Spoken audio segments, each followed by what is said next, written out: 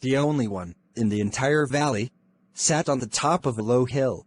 From here, one could see the ripe cornfield that always promised a good harvest. The only thing the earth needed was rain, or at least a shower.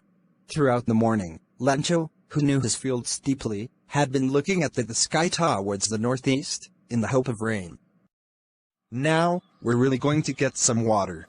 Yes. The older boys were working in the field, while the smaller ones were playing near the house, until the woman called them for meal.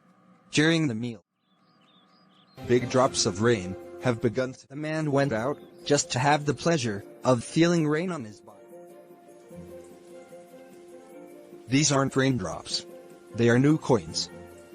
The big drops are 10 cents, and the smaller drops are 5 cents. Considered raindrops as new coins, because the drops would help in harvest of his corn.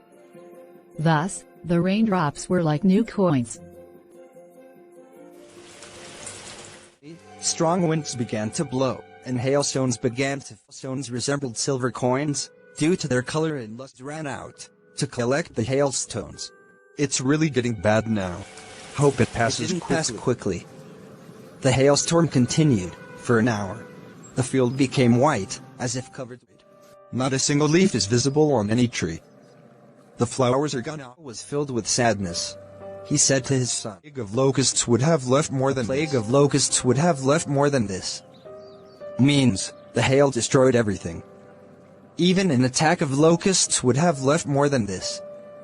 Locusts are insects that destroy the crop. This year, we will have no corn.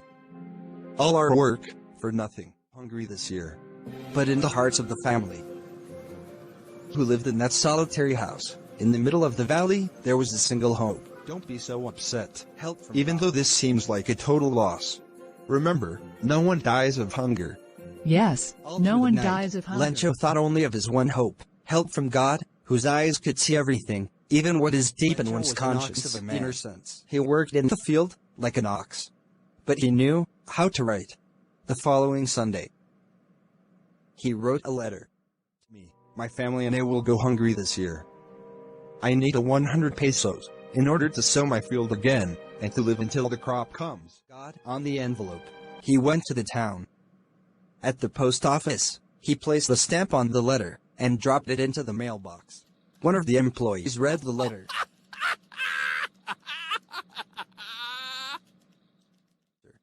Sir read the letter. Oh! What faith?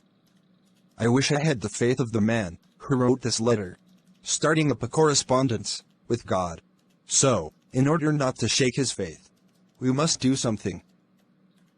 Answer the letter. But to answer the letter, we need something more than goodwill, ink and paper. We must send him money. We'll collect some money from the employees. I will give a part of my salary. And some of my friends will give something for an act. It's impossible to gather 100 pesos. I will send an envelope addressed to Lencho, and with it a letter, containing a single word assigned God. The next Sunday, he went a bit earlier, to ask if there was a letter for him. Is there any letter for me? Yes. The postman himself handed the letter to Lencho. The postmaster experienced contentment. When he opened the letter, he wasn't surprised a bit to find the money, as he was sure that God would help him. These are not 100 pesos. God could not have made a mistake, nor he can deny my request. He went to the window, to ask for pen and paper. On the writing table, he wrote a letter, with wrinkling of eyebrows, caused by the effort to express his feelings. When he finished, he went to the window, to buy a stamp, and attached to the envelope. The moment the letter fell into the mailbox, the post... I will read it, the letter said. God. Of the money I asked for, only 70 pesos reached me. Send me the rest, since I need them very much.